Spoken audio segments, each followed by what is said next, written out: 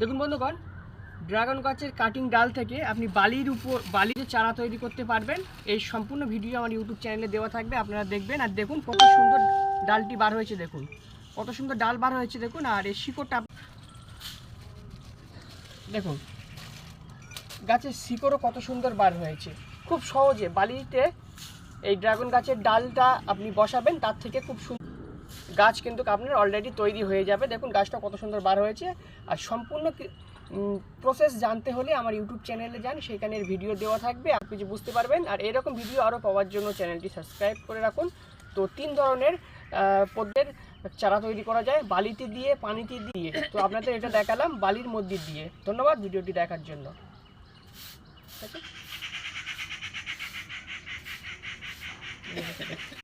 দেখুন কত সুন্দর ডালটা বার হয়েছে, নতুন শাখা বার হয়েছে, এবং এর সঙ্গে কত সুন্দর শিকড়টাও কিন্তু আমার বার